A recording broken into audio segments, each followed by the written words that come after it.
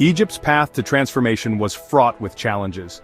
In 2011, Hosni Mubarak, who had ruled for 3 decades, was ousted from power. The Arab Spring, a wave of revolutionary protests, had reached Egypt, altering its course. The revolution brought joy and hope, but also uncertainty and fear. Establishing a new government proved to be a daunting task. The initial euphoria of freedom soon gave way to the arduous work of rebuilding a fractured nation. The period between 2012 and 2013 was particularly turbulent. The country was rife with disputes and unrest. The old regime had fallen, but consensus on Egypt's future was elusive. Various factions had divergent visions for the new Egypt. It was a time of struggle, with former leaders clinging to power and the populace yearning for freedom and democracy. Amidst this upheaval, Egypt's Coptic Christian community, a significant part of the nation's fabric, watched with a mix of hope and trepidation. The Copts, the largest Christian group in the Middle East, had endured systemic discrimination for years. The revolution's promise of equality offered them a glimmer of hope. However, the rise of Islamist factions, particularly the Muslim Brotherhood, also sparked anxiety. When Mohammed Morsi, a Muslim Brotherhood member, assumed the presidency in June 2012, it marked a significant shift for Egypt's Coptic community. The ensuing years would test the resilience and position of the Copts in Egypt.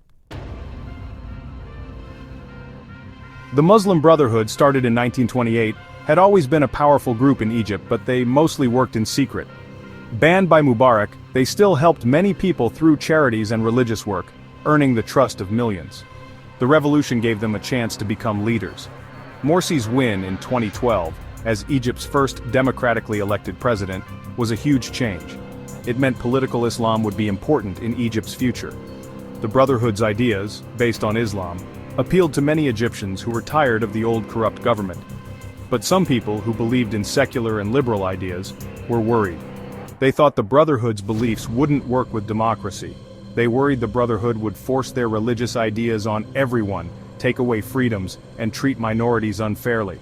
Morsi tried to take more power, ignoring other political groups and creating a new constitution that seemed to favor the Brotherhood. But his time as president was short. There were many problems, the economy wasn't doing well, and people were upset. He didn't fix these problems and seemed to want all the power for himself, so people stopped supporting him. In July 2013, after many protests, the military removed Morsi from power. The Brotherhood's time in charge was over.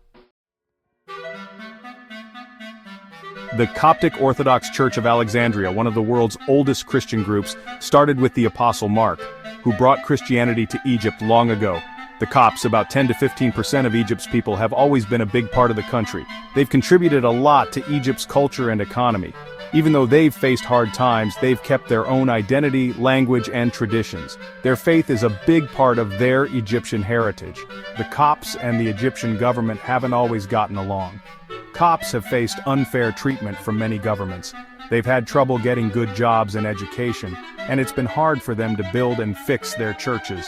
Sometimes they've even been attacked because of their religion. Even with these problems, the Copts have always seen themselves as Egyptians and care about the country's future. They've helped Egypt grow in many ways. Their churches and cultural places show their rich history. The 2011 revolution, with its promise of a fairer Egypt, gave the Copts hope. But the rise of the Muslim Brotherhood and the problems that followed would be a big test for them. When the Muslim Brotherhood took charge in 2012, Egypt's Copts became worried. The Brotherhood said they would protect everyone, but many Copts didn't trust them. The Brotherhood's focus on Islam made Copts wonder about their place in the new Egypt. The new constitution seemed to favor Islamic ideas, and many people, including Coptic leaders, protested. They worried about religious freedom. The government also didn't stop the attacks on Copts, making them feel unsafe. Copts weren't included in government decisions. The government ignored their worries about safety and religious freedom. Things got even worse between the Copts and the government. Between 2012 and 2013, attacks on Copts increased. Churches were burned, homes and businesses were damaged, and Copts were hurt and threatened. The government didn't do much to stop it, which made the attackers feel like they could do anything. Copts felt even more unsafe. A terrible attack happened on August 14, 2013, after protests supporting Morsi were broken up. Many churches were attacked, robbed, damaged, and burned. These attacks, which went on for days, scared the Coptic community. They felt alone and unprotected. The church burnings weren't the only problem. Before Morsi was removed, attacks on Copts, their homes and businesses had been increasing. These attacks, which often went unpunished, made Copts afraid to leave their homes and question their place in Egypt. The government didn't do enough.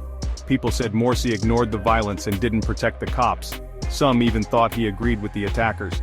Because no one was punished, the attacks continued and Copts felt angrier. 2012 and 2013 were a difficult time for Egypt's Copts. Facing hate, unfair treatment and violence, they had to think hard about their future in Egypt. Some Copts left Egypt out of fear, but most stayed. They wouldn't be scared away from their homes, they were brave and their faith helped them. Pope Tawadros II, the leader of the Coptic Church, helped them through this time. He asked them to be peaceful, but he also spoke out against the violence and unfairness. He said the government must protect everyone and enforce the law. Copts also protested peacefully. They marched to demand their rights, ask for justice and an end to the attacks. They wanted everyone to know they were Egyptians and deserved to be treated fairly. The world saw what was happening to Egypt's Copts. Human rights groups, other countries and religious leaders were worried about the violence and discrimination. They wanted Egypt to protect the Copts. Amnesty International, in a 2013 report, showed how much violence there was against Copts and how the government wasn't doing anything about it. The report said the government treated Copts unfairly and didn't protect them. Human Rights Watch also said the government didn't do enough to stop the attacks on Coptic churches and property. They said the government must protect everyone and punish those responsible for the violence. They wanted the government to stop the violence and keep everyone safe. Many countries like the United States, the United Kingdom, and the European Union also worried about the Copts. They wanted Egypt to protect their rights and religious freedom. Everyone agreed that Egypt wasn't protecting its Coptic citizens. What happened between 2012 and 2013 greatly affected Egypt's Copts. The violence and discrimination changed how they saw their place in Egypt. The damage is still there, a reminder of the problems between different religious groups and the difficulty of building a fair society. The church burnings and attacks were especially traumatic. The destruction, the deaths, and the fear have made them feel unsafe even now. What happened reminds us that violence can happen again, and that we must protect religious minorities.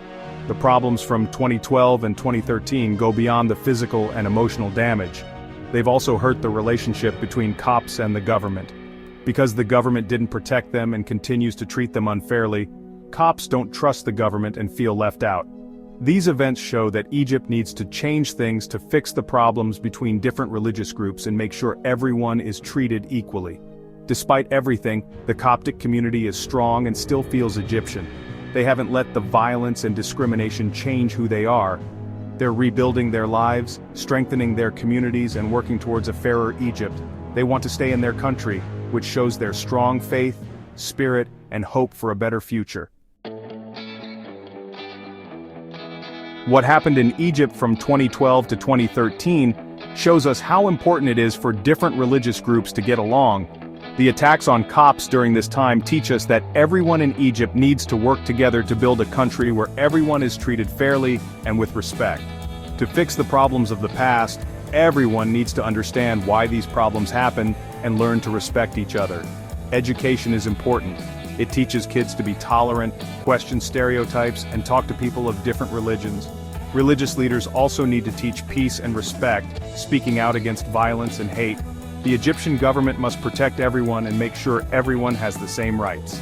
The government needs to stop the violence against Copts, punish those who do it, and make sure it doesn't happen again. Copts also need to have the same opportunities in education, jobs, and politics as everyone else. To build a good future for all Egyptians, everyone needs to believe in equality and follow the law. We need to reject violence and hate and accept and respect each other's differences. Even though what happened from 2012 to 2013 was bad, it gives us a chance to learn from it and build a fairer Egypt for everyone.